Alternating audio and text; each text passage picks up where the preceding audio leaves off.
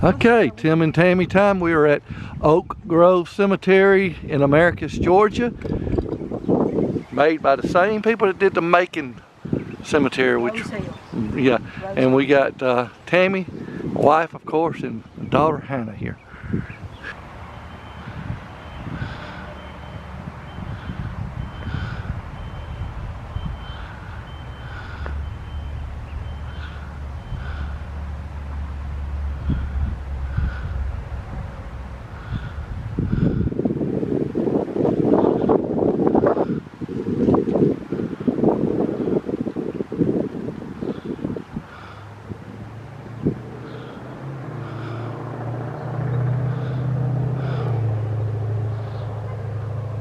Yep, pretty good size.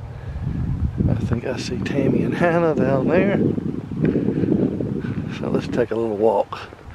We just got through eating lunch at this really good hot dog place. Can't think of the name of it. What's the name of that hot dog place? Monroe's hot dogs. It was very good. Had me a scrambled dog. Tammy had a chili dog with chili cheese fries. There's fish in here. All right, cool.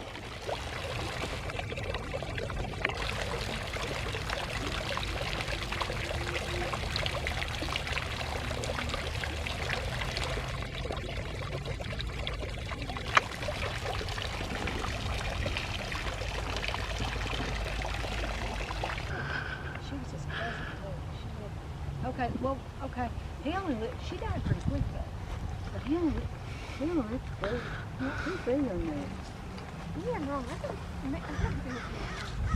crosses and Saw the goldfish. Y'all see the goldfish? when I go fishing that pond. Yeah. I missed them.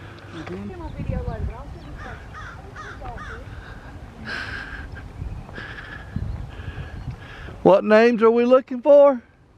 There's two graves like this right here. They're, you know, like that, and then they have a headstone on them, and then her grave is to the left. So it's three graves, but it's two like this, kind of where it's the grave and the headstone. And then one to the left is just headstone. Cook. C-O-O-K. Cook. Cook. Okay. Just a minute, but our helper for today, Hannah, found it. Actually, got young eyes. She got young eyes, yeah.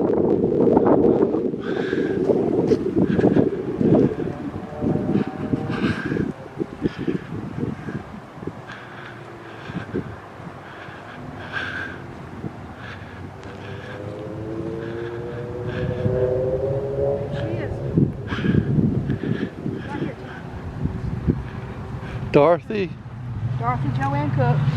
All right, hand it over to Tammy. Tell the story. I'm gonna assume this is her mama and daddy.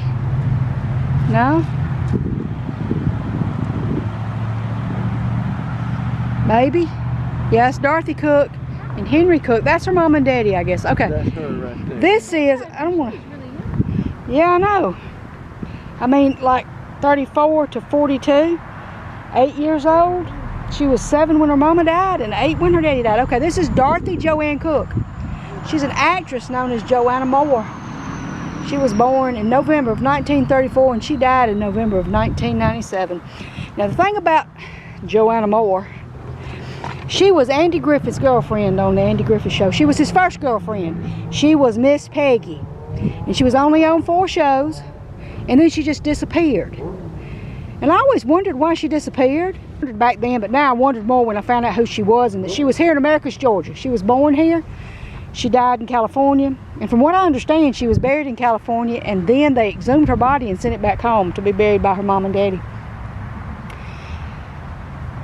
When she was on the Andy Griffith Show, though, she was a very busy actress and she was in, goodness gracious, at the TV shows that she was on.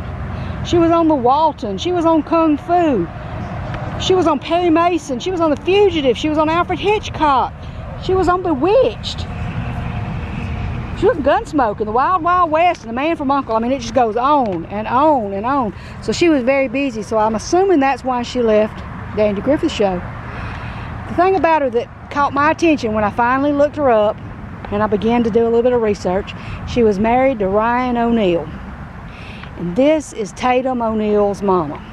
And when I read that, I thought, because see, I'm not much younger than Tatum O'Neal, and I remember her when she was a young star.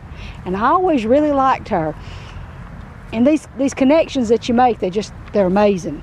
She was married, I think, 3 times, but after her breakup with Ryan O'Neal, at least this is what I read, she had a really hard time and she turned to drugs and alcohol. Thanks to the groundskeeper who led us away. Oh yeah, we had some help from a really nice guy. She was in the movie Son of Flubber. She was in a lot of movies too. She was in Orson Welles' A Touch of Evil. But she was mostly known for the Andy Griffith Show. The last movie she did was in the 80s, and it was with Gary Coleman. It was called Scout's Honor. Miss Moore, or Miss Cook, whichever one you want to call her, she became deaf in the 1960s, and then she died with lung cancer. I thought she died of lung cancer. She was diagnosed with lung cancer, and she died at 63. And Tatum O'Neal was by her side at the time of her death. And she was initially interred at Hillside Memorial Park in Redlands, California, but her family later moved her remains to Oak Grove Cemetery in her hometown of Americus, Georgia.